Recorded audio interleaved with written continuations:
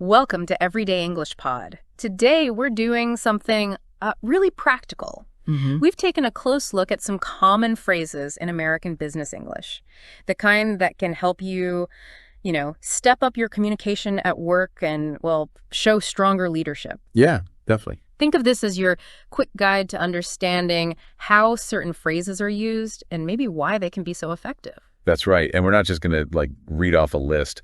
We really want to explore what makes these phrases work, in a professional setting here in the U.S. Right. It's about getting the subtle signals they send and how you, the listener, can potentially use them. Okay, so let's start with navigating change. It's something we all deal with, right? Constantly. A common phrase you might hear is, "We must adapt to the changing market dynamics and stay ahead of the curve. Our success depends on our ability to innovate and evolve." When you hear that, what's really being communicated underneath? Well, what's interesting about that phrase is how it frames adaptation. It's not just a suggestion, it's a necessity. We must adapt. That urgency. Exactly. And it also subtly implies this, constant awareness of the business landscape, this idea of staying ahead of the curve. Okay. A leader using this isn't just reacting. They're saying we need to be actively looking forward. Proactive, yeah. But, it's worth noting that just saying it isn't enough. It needs to be backed up with actual strategies for innovation and evolution otherwise. That can sound a bit hollow. That makes total sense. It sets the expectation that we're not going to be passive, but yeah, action has to follow. Now, what about when things haven't gone exactly to plan? You might hear something like, "Let's not dwell on past failures, but learn from them. Our focus should be on creating a brighter future for our organization." What's the leadership quality there? If we think about how teams can get, bogged down by mistakes, this phrase is quite deliberate. It acknowledges the past, sure, but without letting it paralyze progress. Right, it doesn't ignore it. No, exactly. The emphasis on learning and then immediately shifting focus to a brighter future is really key. It's about fostering a growth mindset and preventing the team from getting stuck in negativity. It communicates resilience, basically. Right. It's about extracting the value from a setback and then moving forward with that new knowledge. Okay, now let's consider how a leader builds a confidence in their team. A phrase you might encounter is, "I believe in each one of you. Together, we can overcome any obstacle and achieve greatness. Your dedication is our greatest asset." What's the impact of expressing that kind of belief? Oh, what's fascinating here is the sheer power of that direct statement. I believe in each one of you. It taps into that fundamental human desire for recognition and trust. And by also emphasizing the collective, together we can overcome any obstacle, it fosters this sense of shared capability. And calling their dedication the greatest asset. That's a strong way to validate their hard work. It can be incredibly motivating. Yeah, you can see that. But, and this is important, it has to feel genuine. Saying it without actually demonstrating that trust through actions, that can backfire pretty quickly. Oh, totally. People can definitely tell if it's just lip service. Okay, next up, something crucial for any successful team: communication. It's crucial that we maintain open lines of communication. Your insights and feedback are invaluable to our collective progress. Why is a leader emphasizing this so important? Well, the key word there, I think, is invaluable. It's not just saying communication is important. It's explicitly stating that the team's contributions are essential for moving forward. Right, not just nice to have. Exactly. This can create a culture where people feel safe and, encouraged to share their ideas and concerns. It moves beyond just a top-down approach and recognizes the collective intelligence of the team. It's about making people feel heard, like their opinions actually contribute to the bigger picture. Okay, now, how about building that team spirit? You might hear, "We're not just colleagues, we're a team working towards a common goal. Let's support each other and celebrate our shared successes." What does this kind of language achieve? Well, if we consider how easily professional relationships can become just, transactional, this phrase aims to build a stronger sense of connection and shared purpose. By saying we're not just colleagues, it encourages a more collaborative and supportive environment. And the emphasis on celebrating shared successes reinforces the idea that everyone's invested in the same outcomes. It builds camaraderie. It fosters that feeling of we rise and fall together, doesn't it? Right. Okay, now let's think about the value of different perspectives. A leader might say, "Our diverse perspectives are our strength. By embracing our differences, we can develop innovative solutions to complex problems." What's the underlying message there? What's important to note here is the direct link being made between diversity and innovation. It's not just about having people from different backgrounds for the sake of it. It's about actively valuing and utilizing those different viewpoints to come up with better solutions. Right. It signals an inclusive mindset and an understanding that varied experiences bring unique value to the table, especially for complex problems. It's reframing differences as a benefit, which is, yeah, a really powerful shift in thinking sometimes. Now, how about encouraging a bit of calculated risk? You might hear, I encourage you to take calculated risks. Don't fear failure. It's often the stepping stone to breakthrough achievements. How does this empower a team? This raises an interesting point about fostering a culture of innovation. By explicitly encouraging calculated risks, and the calculated part is important, it's not about being reckless. Right, not just random risks. Exactly. And by reframing failure as a learning opportunity, this helps to reduce the fear of experimentation. It empowers individuals to try new things, knowing, hopefully, that they won't be penalized for well-intentioned mistakes that don't pan out. It's about creating that psychological safety net, isn't it, where people feel comfortable pushing boundaries a little. Okay, let's move on to setting high standards. A leader might say, let's set ambitious goals and work tirelessly to exceed them. Our potential is limitless when we push beyond our comfort zones.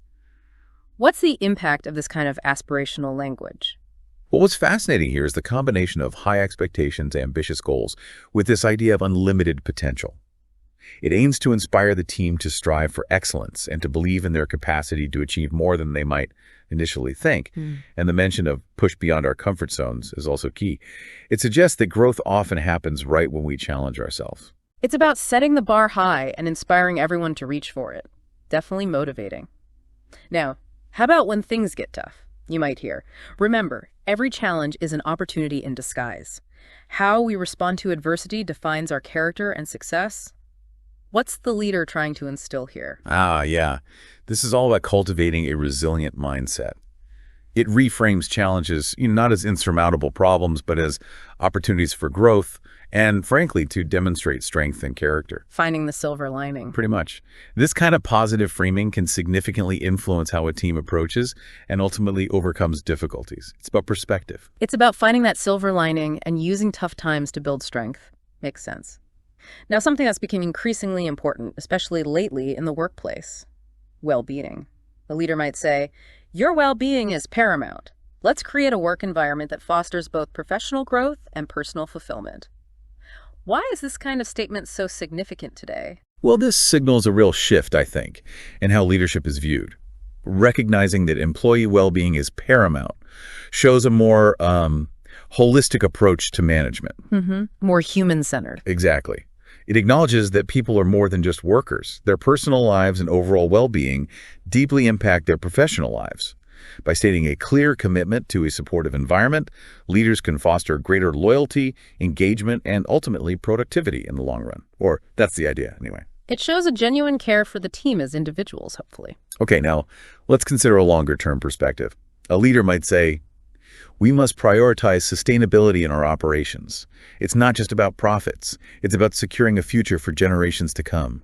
What's the message beyond the immediate business needs here? What's interesting here is the integration of, ethical considerations and a long-term vision right into the business strategy. By emphasizing sustainability as more than just a way to make money, but as a responsibility to the future, this communicates a broader sense of purpose and values. It speaks to the company's character. It's about thinking beyond the next quarterly report, isn't it? Having that bigger picture. Now, how about empowering your team members? You might hear, I value your expertise and trust your judgment. You have the autonomy to make decisions that align with our company's vision. What does this communicate to the team? This really reflects a leadership style that values delegation and, crucially, trust. Yeah, that trust piece is big. It is. By explicitly stating that they value expertise and trust judgment, leaders empower their team members to take ownership and make decisions. This can lead to increased efficiency, innovation, and, frankly, job satisfaction. People like feeling trusted. It's basically saying, I hired you for your skills, and I believe in your ability to use them effectively. Okay, let's consider the importance of staying current. A leader might say, let's foster a culture of continuous learning. In this rapidly changing world, our ability to adapt and grow is our competitive edge. What's the key takeaway there? The crucial point here, I think, is the direct link being made between learning and staying competitive. In today's, fast-paced business environment, continuous learning isn't just a nice to have, it's pretty essential for staying relevant and ahead of the curve. Right. So this phrase signals a commitment to ongoing development and positions learning as a strategic priority, not just an HR function. It's about that mindset of always improving and evolving, definitely. Our second to last phrase aims high. We're not just meeting industry standards, we're setting them. Our goal is to be the benchmark against which others measure success. What kind of ambition does this convey? This communicates a very strong vision and a real desire for excellence. By stating the goal of setting industry standards, not just meeting them, it inspires the team to aim for the absolute highest levels of performance and to see themselves as leaders, as innovators in their field. It's about having the confidence to be a pioneer, to lead the pack. Okay, finally, our last phrase focuses on recognizing individual value. Your contributions are invaluable. Never underestimate the impact of your work on our overall success as an organization. Why is it important for a leader to say this? Well, this comes back to something really fundamental, making people feel valued and appreciated. Basic, but powerful. Exactly. By directly acknowledging that their contributions are invaluable, it reinforces the idea that every single individual plays a vital role in the organization's success. Regularly expressing this sentiment and meaning it can significantly boost morale and a sense of purpose. People want to know their work matters. So we've explored quite a range of phrases here, haven't we? Covering key leadership areas, adapting to change, learning from the past, believing in your team, open communication, teamwork, valuing different perspectives. Encouraging calculated risks, setting ambitious goals, viewing challenges as opportunities, prioritizing well-being and sustainability, trusting your team's autonomy, fostering continuous learning. Aiming to set industry standards, and finally, recognizing individual contributions. That was quite a list. And what's really insightful, I think, is how these common American business English phrases provide tangible ways for leaders to communicate their values, their expectations, and their vision effectively. It really highlights the power of language in shaping organizational culture and performance. Exactly. So maybe think about how you, listening, might weave some of these phrases or the ideas behind them into your own professional conversations. Consider the impact they could have on how you lead and how you're perceived. Yeah, and this brings us to a final point for you to maybe ponder. Considering all these leadership phrases we've discussed, what single quality do you believe is the absolute cornerstone of effective leadership in today's business world, and why? Something to really think about. Thanks for joining us on Everyday English Pod. We hope this look at leadership phrases has given you some practical insights you can potentially use. Until next time.